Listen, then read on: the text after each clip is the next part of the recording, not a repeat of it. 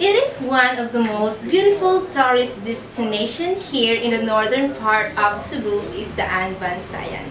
We will offer you a unique and panoramic scene that will catch us into your heart. One of these is a different kinds of islands that has a white sandy beaches and crystal clear water. As you step on and look around for each angle, you will never regret the beauty of each places.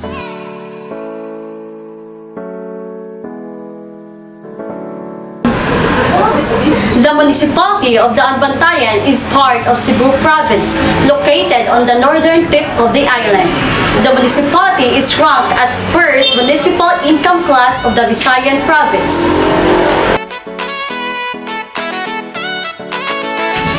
The most recent census in 2015 indicated that Daan Bantayan has over 80,000 registered residents and around half of them are registered voters.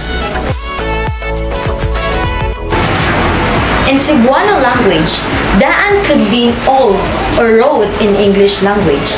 I see daan could be a translation for road because most native Cebuano pronounce daan without the letter I, as daan a tendency to lighten the accent due to the dilation of the letter I. Moreover, Bantayan would mostly refer to the watchtower called the Baluarte in the municipality, which is also found in many places in southern side of the province. Some research results mention that there are around 22 extant watchtower and a total of over 70 were built during the Spanish period. In short, we can say that Daan plus Bantayan could mean an old watchtower, where watchers such as soldiers, civilians could watch or signal incoming pirates. Like most municipalities in the country, Daan Bantayan is subdivided into a smaller political unit called barangay, each with a barangay captain heading the community's political activities. Daan Bantayan has the following 20 barangays: Aguho, Bagay, Bakhawan, Bateria, Itoon, Kalapi, Karnasa, Dalingding, Lanao, Lugon, Malbago, Malingin, Maya, Paho, Paypay, Poblasyon, Talisay, Tapilon, Tinubdan, Tuminhaw. No one will argue that Daan Bantayan has one of the best white sand in the province of Cebu. The marine life in its northern travel destination boasts colorful and rich aquatic resources. Carnaza is a barangay in the Philippines located on the island of the same name. The 173.5-hectare turtle-shaped island is located in the north part of the Malapascua Island, which itself is north of the mainland Cebu. Carnaza is then the northernmost offshore island in barangay of the municipality of Daan Bantayan. The island is bordered on all sides by the Visayan Sea. With just a few thousand residents, many of the places in the island remain unspoiled. The island's topography includes coastal plains, mangrove swamps, lagoons, and semi-rounded hills. Its coastal plain constitutes about 9.7%, while semi-rounded hills constitute the biggest portion of the island, covering about 14.4% of the total area. The mangrove forest has an area of about 10.1 hectares or 5.8% of the island. The highest point was measured at 55 meters, which is 180 feet above sea level.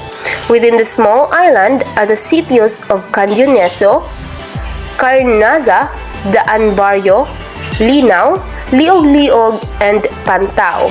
Activities there are loads of things that you can do in the island. The island does not only have white sand beaches and snorkeling spots, but it's also filled with caves worth to be explored, a swamp, a lake, a pristine forest, and a twin beach and a runway. Carnaza Eco Park is a private beach resort managed and owned by the Osmeña family. draw its tourist attentions. You may rent these woodsheds at 200 pesos per night. Rooms good for 4 persons are at 2,900 pesos, while the family room for 10 persons is at 5,000 pesos a night. Beach tents goods for 2 are the 200 pesos. There are no restaurants or carinderias within the island. Bringing your own food supplies is very essential. There's no adequate mobile signal within the island except if you will take a hike on the top of its hills. If you plan to go back to the mainland, there's only one trip going to Tapilon Port of 8 a.m. in the morning. The last trip would be at 9 a.m. still for 100 pesos fee.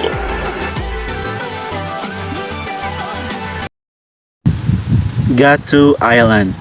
Gatu Island is basically a marine reserve housing different magnificent sea creatures. These creatures include cuttlefishes, seahorses, moray eels, mackerels, and many more. Gatu Island is a rocky island located in the middle of Visayan Sea in the Asian country of the Philippines.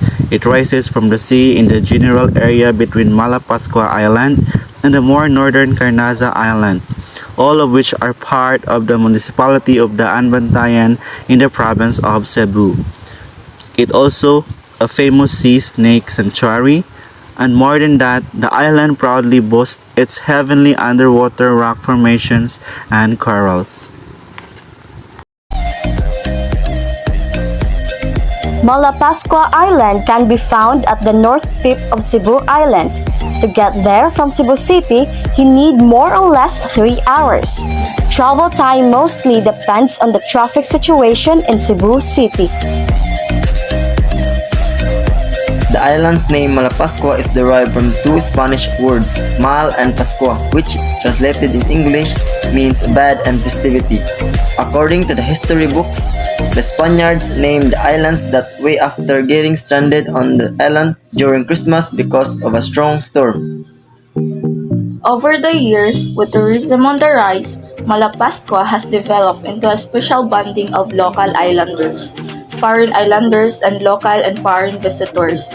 Everybody is greeted with a smile, and while walking the island, the people constantly greet each other. Malapascua is a Philippine island situated in the Visayan Sea. 6.8 kilometers across, a shallow strait from the northernmost tip of Cebu Island. Administratively, it is part of the peninsula of Barangay Lugon, Bantayan, Cebu. Malapascua is a small island, only about 2.5 by 1 kilometer, and has 8 hamlets.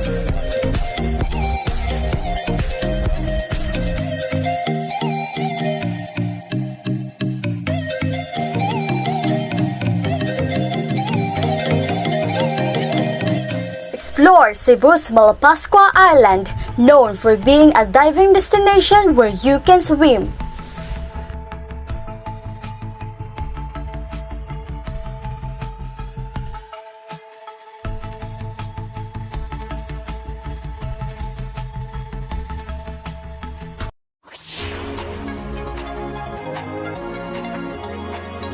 Nad Shoal. Malapascua Island or Barangay Lugon is believed to be the place where the Virgin de los Desamparados made a miracle sometime in 1890 when the island had only 9 households of the Monteclar, Deogrades, Rosales, Golfan, Rubio, Bohol, and Broses families. It was said to be a piece of wood that had never burnt. Monad Shoal, also known as Shark Point, has now become a world-famous dive site. It is the best place in the world and in the Philippines to see the rare and timid treasure sharks. This is actually the place that made diving in Malapascua Island famous, with a sunken coral plateau about 20 meters deep.